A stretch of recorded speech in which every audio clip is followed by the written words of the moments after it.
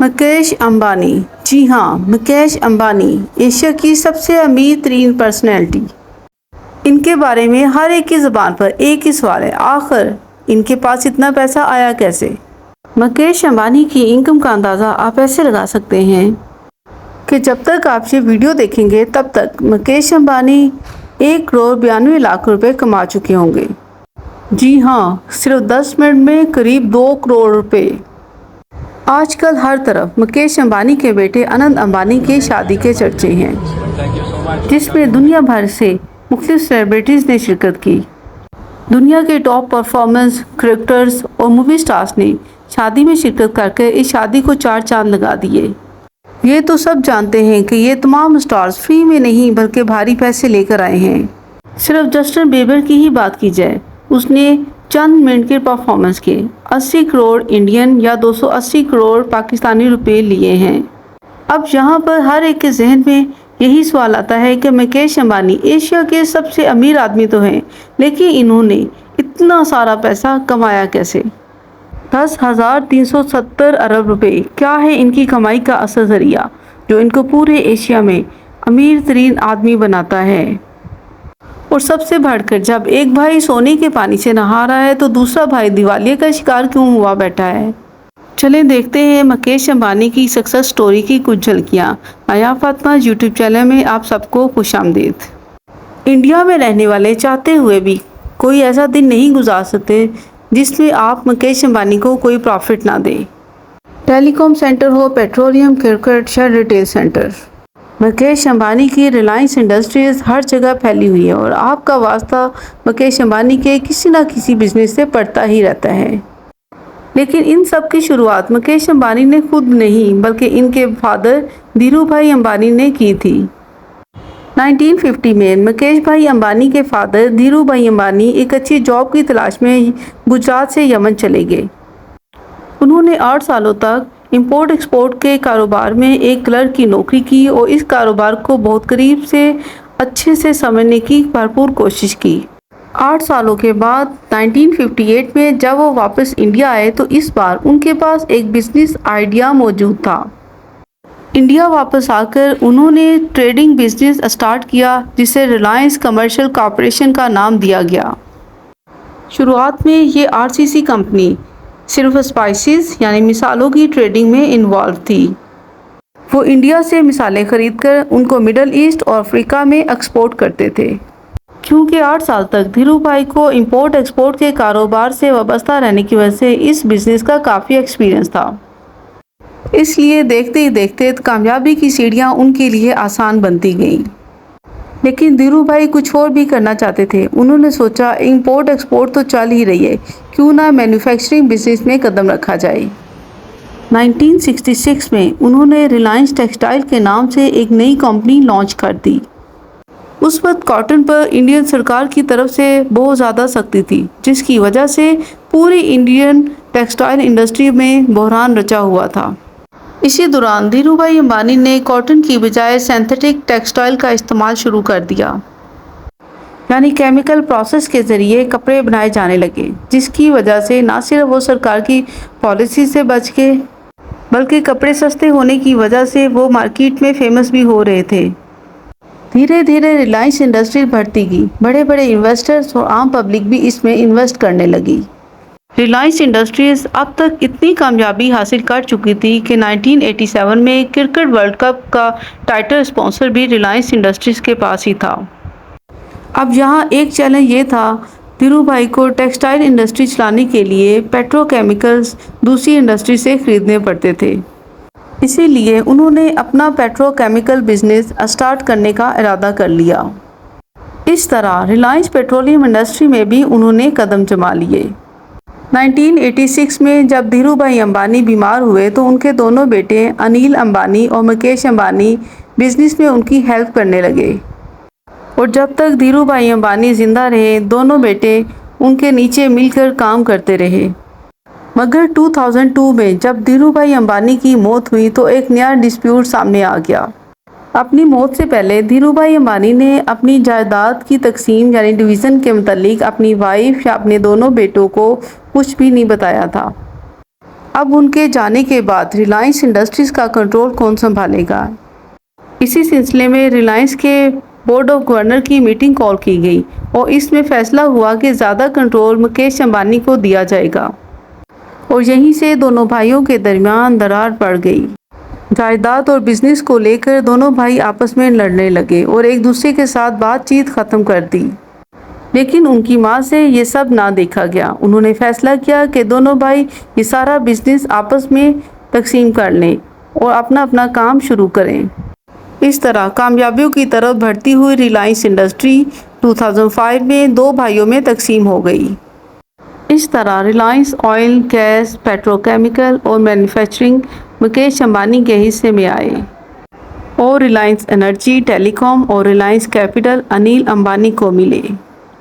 इस तरह ये प्रॉब्लम तो सॉल्व होगी, लेकिन दोनों भाइयों के दरमियान इख्तलाफात फिर भी चलते रहे और कई बार तो ये मामला कोर्ट तक भी जा पहुँचे।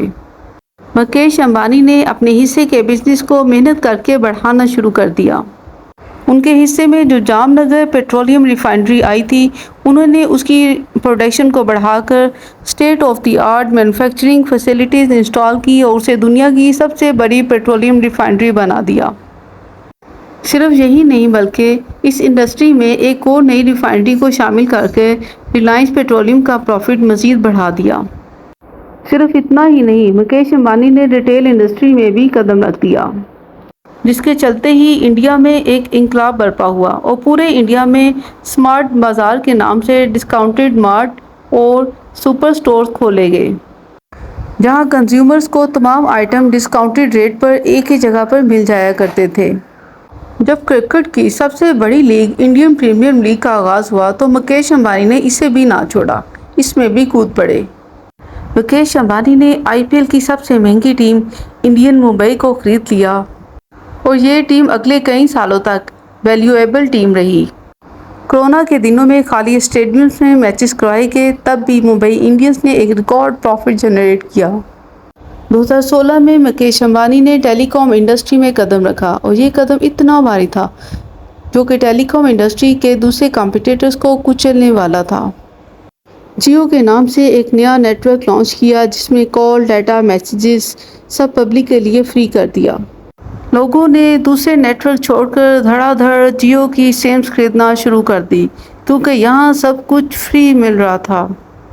देखते ही देखते जियो के यूज़र्स 450 मिलियन तक पहुँच गए और जियो की तरफ से जब 5G नेटवर्क लॉन्च हुआ तो यूज़र की तादाद और बढ़ गई। ये नेटवर्क अब 6G टेक्नोलॉजीज़ पर भी दुनिया की बड़ी कंपनीज के साथ मिलकर काम कर रहा है।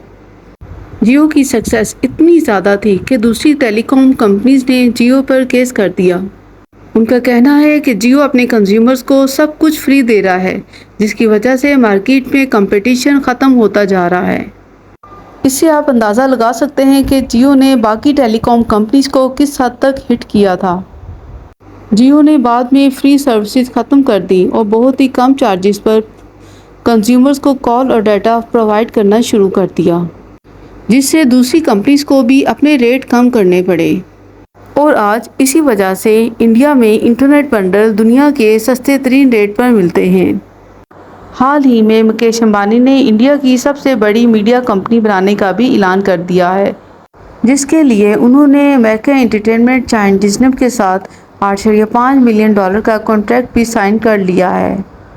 और इस तरह मुकेश अंबानी इंडिया के हर सेक्टर पर किसी न किसी तरह ज़रूर असरअंदाज होते हैं। मुकेश अंबानी की नेटवर्थ आज दुनिया में $122 बिलियन से भी ज़्यादा है। जी हाँ, $122 बिलियन, जो 34,160 अरब पाकिस्तानी और 10,370 अरब इंडियन रुपीस के बराबर हैं। इस तरह से मुकेश अंबानी दुनिया के 11वें अमीर तरीन शख्स हैं। और अगर इस लिस्ट में से अमेरिकन बिलियनर्स के नाम हटा दिए जाएं, तो मुकेश अंबानी पूरी दुनिया में से दूसरे अमीर तरीन शख्स कहलाए जाएंगे। अब जाहिर है, जब पैसे की रील पिल इतनी ज़्यादा हो तो खर्चे भी इसी हिसाब से होते हैं। मुंबई में मौजूद 27 फ्लोर पर मुश्तमिल मुकेश अंबानी का घर, जिसे एंटीलिया कहा जाता है, बहुत ही मशहूर है। 27 फ्लोर पर मुश्तमिल ये घर 37,000 स्क्वायर मीटर पर मुश्तमिल है। मुकेश अंबानी के 27 फ्लोर पर मुश्तमिल इस घर के अंदर मंदिर, park, theatre, helipad, saloon, gym ये सब कुछ मौजूद है। इसके साथ साथ ये दुनिया की लग्जरी तरीन गाड़ियों का एक शोरूम भी है। हाल ही में होने वाली आनंद अंबानी की शादी तो आप सबको याद ही है। मुकेश अंबानी ने अपने बेटे आनंद अंबानी की शादी पर 5,000 करोड़ रुपए खर्च किए। जी हाँ, ये सिर्फ एक अंदाज़ा है, एग्जैक्ट फिगर नहीं है। जिसके पास 10,370 अरब रुपए की वर्थ हो, उसके लिए 50 या 100 अरब निकालना ऐसे ही है जैसे जंगल में से 3-4 दरख्त काट देना। एक तरफ मुकेश अंबानी जिसके पास पैसे की कोई कमी नहीं, और दूसरी तरफ उनके छोटे भाई अनिल अंबानी जिनका आज दिवालिया निकला हुआ है। एक्सपर्ट्स का मानना है कि अनिल अंबानी ने मुख्तलिफ सेक्टर्स में तेज़ी से तरक्की हासिल करने की स्ट्रेटजी अपनाई। वो एक साथ मुख्तलिफ सेक्टर्स में तेज़ी से तरक्की हासिल करना चाहते थे। इस सब की वजह से अनिल अंबानी के खर्चे बढ़ गए, लेकिन प्रॉफिट उस हिसाब से ना हो पाया। एक वजह अनिल अंबानी का ग्रुप इंडस्ट्री के मंझे हुए खिलाड़ियों से टक्कर ले रहा था। मिसाल के तौर पर रिलायंस कम्युनिकेशन मार्केट में मौजूद एयरटेल, वोडाफोन और जियो से मुकाबला ना कर पाई और फाइनली बैंकक्रप्ट हो गई। एक ये कि अनिल अंबानी के ग्रुप ने खुद को डाइवर्स नहीं किया। अनिल अंबानी के ग्रुप की ज़्यादा आमदनी हाई रिस्क वाले सेक्टर से जुड़ी हुई थी। इन सब के साथ साथ अनिल अंबानी दूसरे लीगल मसलों में भी फंसे रहे। इस तरह अनिल अंबानी की नेटवर्थ मुकेश अंबानी की निस्बत 0 है। मैं उम्मीद करती हूँ मेरी ये वीडियो भी आप सबको बहुत पसंद आएगी। मेरी वीडियो को लाइक, शेयर और सब्सक्राइब करना मत भूलिएगा। मिलते हैं नेक्स्ट वीडियो में एक अच्छे वीडियो के साथ। अल्लाह हाफिज़।